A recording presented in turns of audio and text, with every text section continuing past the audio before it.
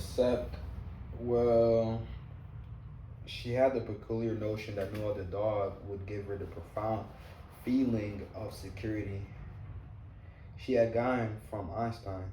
She and the retriever had enjoyed instant rapport. Of course, because the dog rescued her from Strek.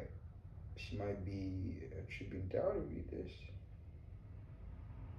No, I did. I did end it again. Of course, because the dog rescued her from Strek. She might be attributing qualities to him that he did not possess. Naturally, she would view him as a savior, her valiant guardian. But no matter how vigorously she tried to disabuse herself of the notion that Einstein was only a dog like any other, she still felt he was special. And she was convinced no other dog would give her the degree of protection and companionship that Einstein could provide. A single glass of Remy Martin, consumed over 2 hours, plus thoughts of Einstein, did in fact lift her spirits. More important, the brandy and memories of the dog also gave her the courage to go to the kitchen telephone with the determination to call Travis Cornell and offer to buy his retriever. After all, he had told her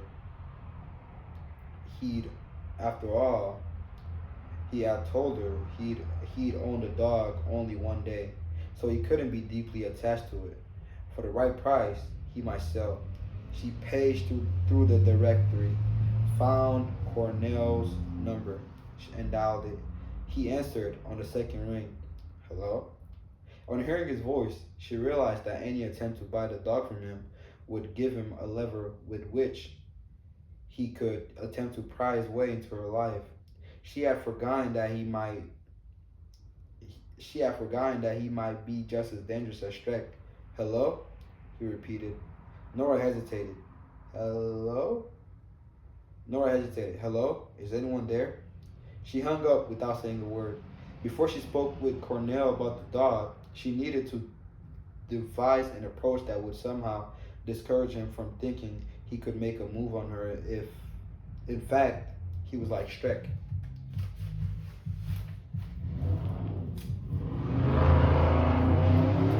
When the telephone rang at a few minutes before 5 o'clock, Travis was emptying a can of apple into Einstein's bowl. I'll go back to Travis. The retriever was watching with interest, licking his chops, but waiting until the last scraps had been scraped from the can, exhibiting restraint. Travis went for the phone, and Einstein went for the food. When no one answered Travis' first greeting, he said hello. He said hello again, and the dog. Okay, so this is, Travis' perspective.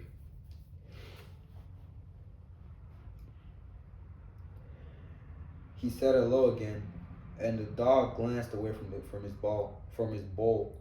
When Travis still got no answer, he asked if anyone was on the line, which seemed to intrigue Einstein because the dog padded across the kitchen to look up at the receiver in Travis's hand. Travis hung up and turned away, but Einstein stood there, gazing at the wall phone. Probably a wrong number. Einstein glanced at him, then at the phone again. Are kids thinking they're being clever? Einstein whined unhappily. What's eating you?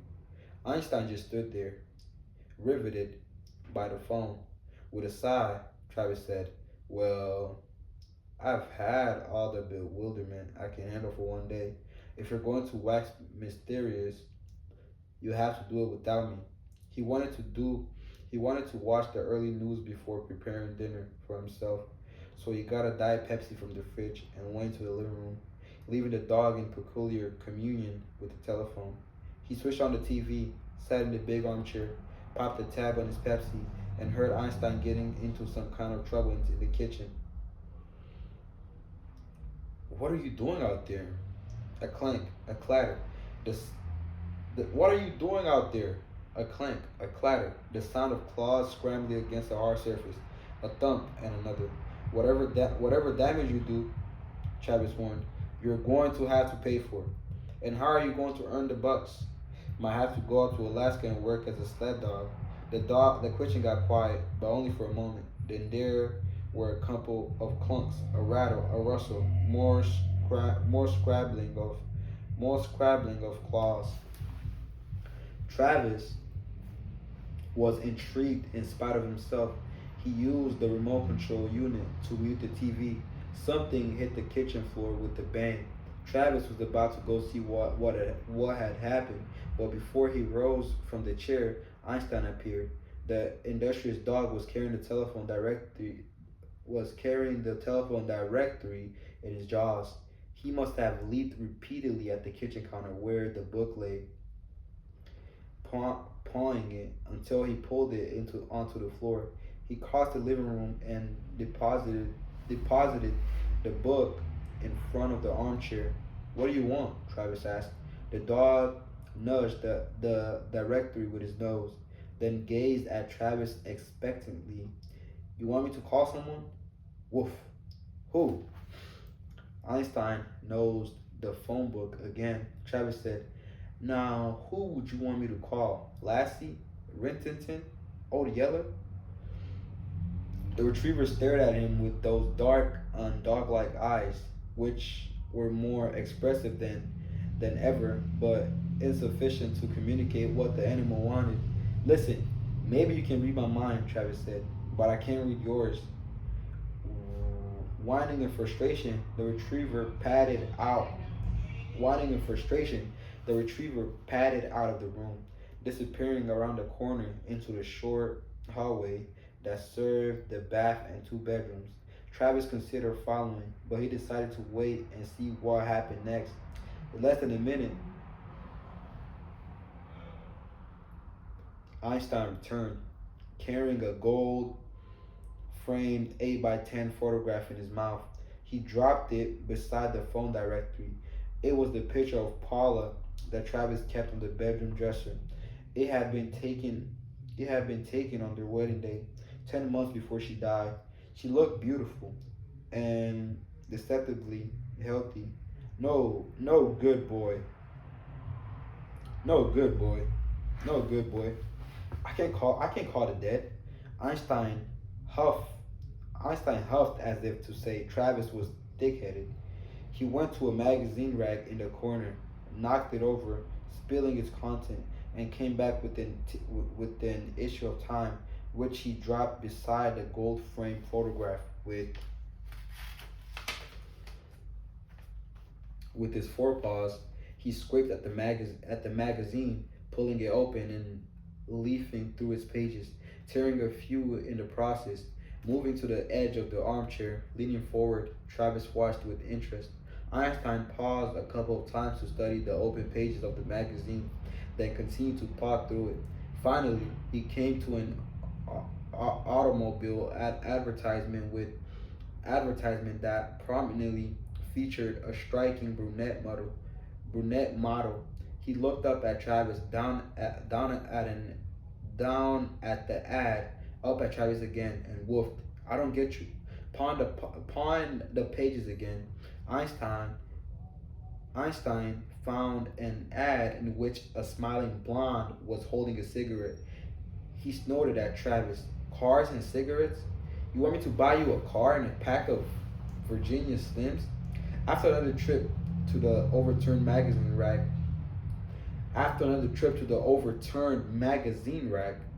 Einstein returned with a copy of a real estate magazine that still showed up in the mail every month, even though Travis had been out of the racket for 2 years. The dog pawed through that one as well until he found an ad that featured a pretty brunette real estate saleswoman in a Century 21 jacket. Travis looked at Paula's photograph, at the blonde smoking the cigarette, at the perky Century 21 agent, and he remembered the other ad with the brunette and the automobile, and he said, "A woman. You want me to call some woman?" Einstein barked. "Who?" With his jaws, Einstein gently took hold of Travis's wrist and tried to pull him out of the chair. Okay, let go. I'll follow you." But Einstein was taking no chances. He would not let go of Travis's wrist, forcing the master to walk in a half stoop all the way across the living room and dining room into the kitchen, to the wall phone. There, he finally released Travis. Who? Travis asked again. But suddenly he understood. There was only one woman whose acquaintance both he and the dog had made. Not the lady we met in the park today. Einstein began to wag his tail. And you think that's who just called us? The tail wagged faster. How could you know who was on the line? She didn't say a word. And what are you and what are you up to and what are you up to here anyway? What are you up to here anyway? Matchmaking? The dog moved twice. Well, certainly pretty, but she wasn't my type. But she wasn't my type, fella. A little strange, didn't you think? Well, she was certainly pretty, but she wasn't my type, fella. A little strange, didn't you think? Einstein barked at him, ran to the kitchen door and jumped at it twice, turned to Travis and barked again, ran around the table, barking all the way, dashed to the door and jumped at it once more, and more gradually it became apparent that he was deeply disturbed about something, about the woman. She had been in some kind of trouble this afternoon in this park. Travis remembered the bastard in the running shorts. He had offered to help the woman, and she had refused. But had she reconsidered and phoned him a few minutes ago, only to discover that she did not have the courage to explain her plight? You really think that's who called? The tail started wagging again. Well, even if it was her, it's not wise to get involved. The retriever rushed at him, seized the right leg of his jeans, and shook the denim furiously, nearly tugging Travis off balance. All right, already, I'll do it. Get me the damn directory. Einstein let go of him and raced out of the room, slipping on the slick linoleum. He returned with the directory in his jaws. Only as Travis took the phone book, did he realize that he had expected the dog to understand his request. The animal's extraordinary intelligence and abilities were now things that Travis took for granted.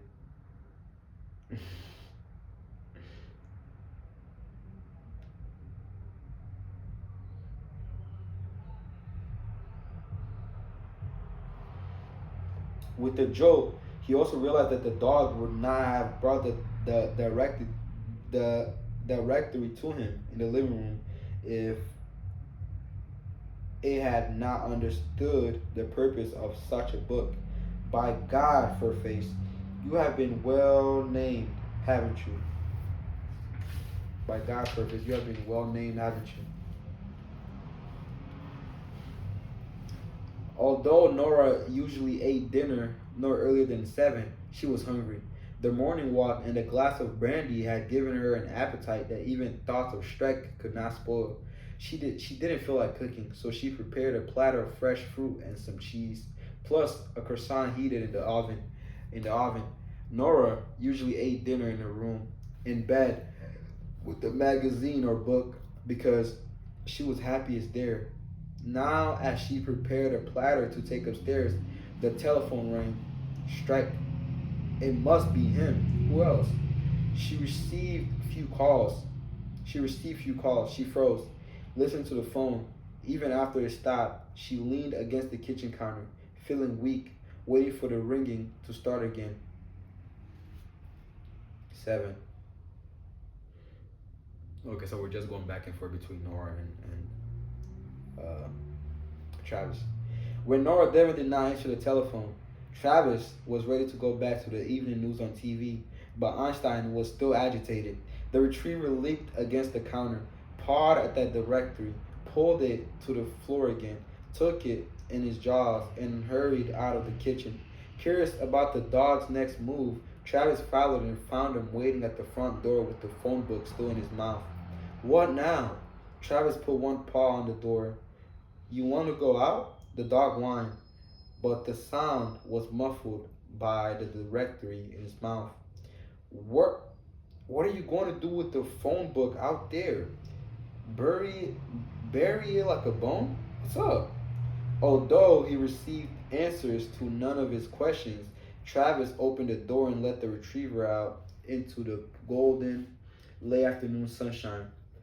Einstein dashed straight to the pickup parked, dashed straight to the pickup parked in the driveway. He stood at the passenger door, looking back with what might have been impatience. Travis walked to the truck and looked down at the retriever. He sighed.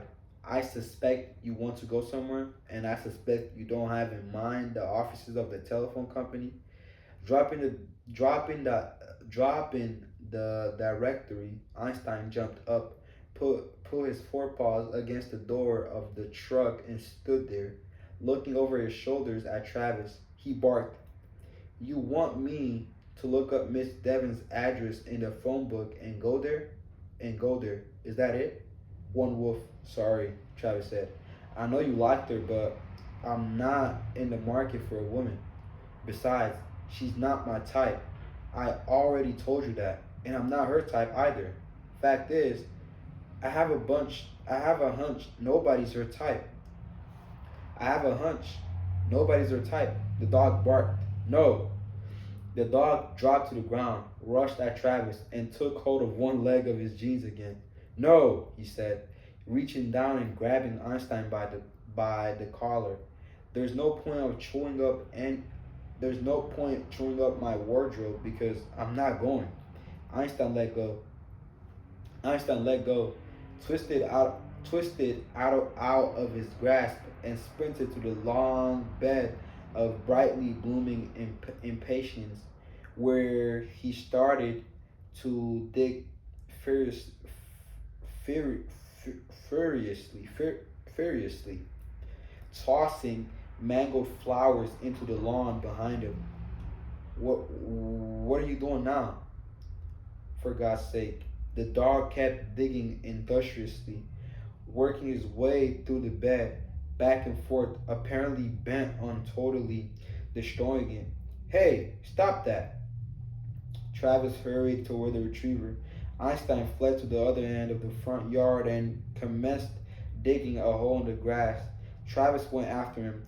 Einstein escaped once more to another corner of the lawn, where he began ripping out more grass, then to the bird bath, which he tried to undermine, then back to what was left of the impatience. Unable to catch the retriever, Travis finally halted, gasped for breath, and shouted, "Enough!" Einstein stopped digging in the flowers and raised his head. Snaky trailers of coral red impatience dangling from his mouth. "We'll go," Travis said. Einstein dropped the flowers and came out of the ruins into the lawn wearily. "No tricks," Travis promised. Travis promised. If it means if it means that much to you, then we'll go see the woman. But God knows what I'm going to say to her.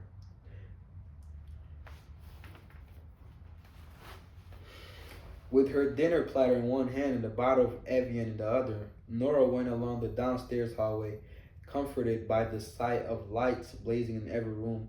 On the upstairs landing, she used her elbow to flick the switch for the second floor for the select. On the upstairs landing, she used her elbow to flick the switch for the second floor hall lights. She would need to include a lot of light bulbs in her next grocery order because she intended to leave all the lights burning day and night for the foreseeable future.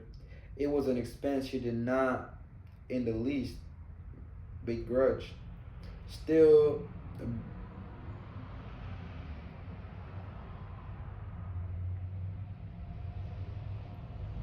buoyed, buoyed, buoyed, still buoyed by the brandy, she began to sing softly to herself as she headed for her room. Moon River, wider than a mile. She stepped through the door. Streck was lying on the bed. He grinned and said, "Hi, babe." No way.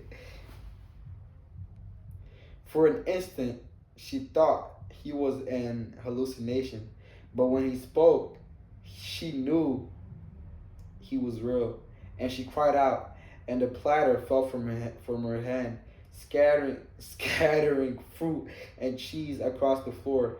"Oh my, what an awful mess you've made," he said, sitting up and swinging his legs over the edge of the bed. He was still wearing the running shorts, athletic socks, and running shoes, nothing else. "But there's no need to clean it up now. There's other business to take care of first. I've been waiting a long time for you to come upstairs, waiting and thinking about you, getting primed for you." He he stood. "And now it's time to teach you what you never learned." Nora could not move, could not breathe. He must have come to the house directly from the park, arriving before she did. He had forced entry, leaving no trace of a break-in, and he'd been waiting here on the bed all the time. And he'd been waiting here on the bed all the time she'd been sipping brandy in the kitchen. There was something about his waiting. There was something about his waiting up here that was creepier than anything else he had done. Waiting and teasing himself with the promise of her getting a kick out of listening to her putter around downstairs in ignorance of his presence. When he was finished with her, would he kill her? She turned and ran into the second floor hallway. As she put her hand on the newel post at the head of the stairs and started down, she heard Streck behind her. She plunged down the steps, taking them two and three at a time, terrified that she was going to twist an ankle and fall. And at the landing, her knee nearly buckled, and she stumbled, but kept going, leaped down the last flight into the first floor hall. Seizing her from behind, catching the baggy shoulders of her dress, Streck spun Streck spun her around Streck spun her around to face him. As Travis swung to the curb in front of the Devon house, Einstein stood Einstein stood on the front seat, placed both forepaws on the door handle, bore down with it with all of his weight, and opened the door. Another neat trick. He was out of the truck and galloping up the front walkway before Travis had engaged the handbrake and switched off the engine. Seconds later, Travis reached the foot of the veranda steps in time to see the retriever on the porch as he stood on his hind paws and hit the doorbell with one forepaw.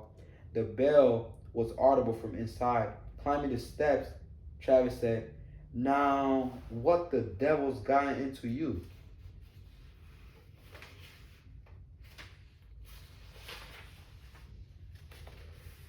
The dog rang the bell again.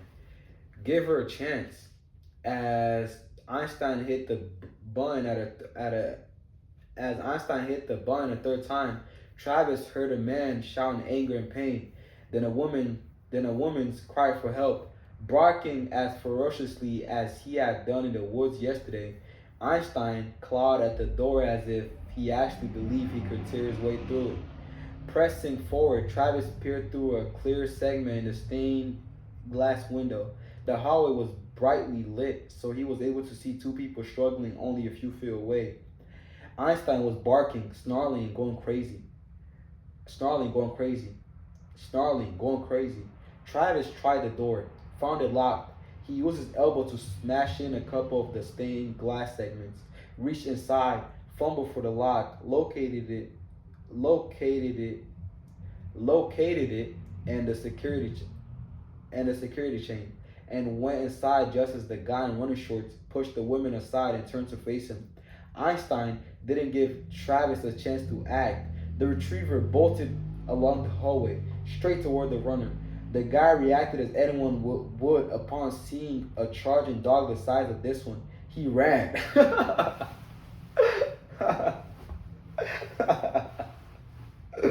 Oh crap! He ran. The woman tried to trip him, and he stumbled, but he did not fall. At the end of the corridor, he slammed through a swinging door out of sight. Einstein raced past Nora Devon and reached the still swinging door at full tilt, timing his approach perfectly. Streaking through the opening as the door rocked inward, he vanished after the runner. In the room beyond the swinging door, the kitchen, Travis figured there was much barking, snarling, and shouting. Something fell with a crash. Then something else made an even louder crash, and the runner cursed, and made a vicious sound that Travis Einstein made a vicious sound that gave Travis a chill, and the din grew worse.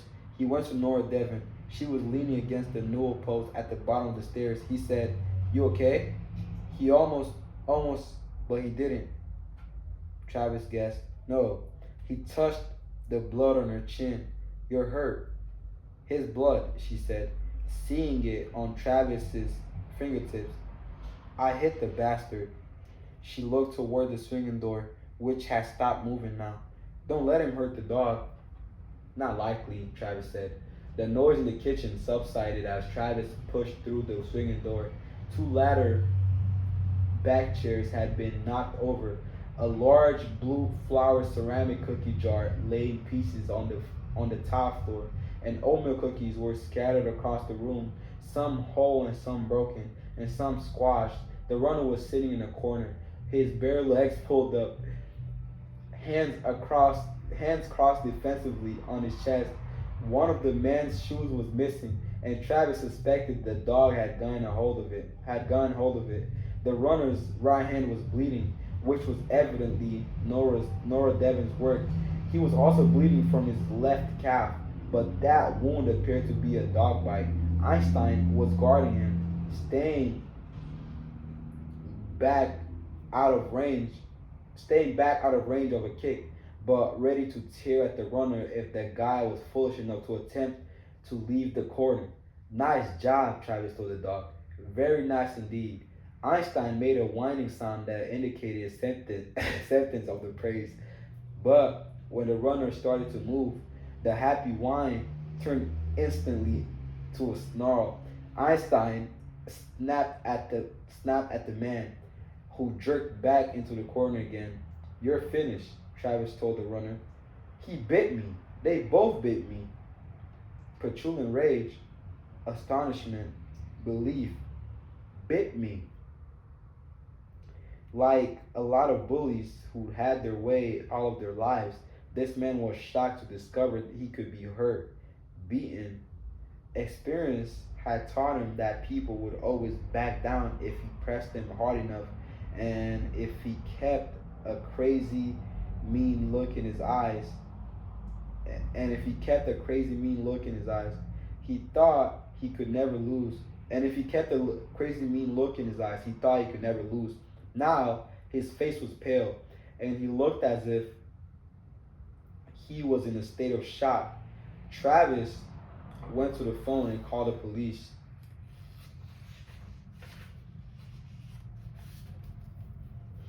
5.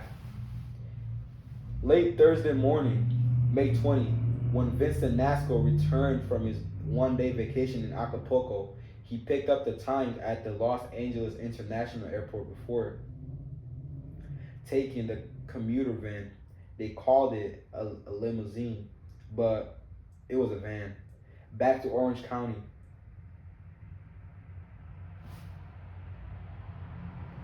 Orange County. Oh, so they're all gonna cross paths. So this is where Travis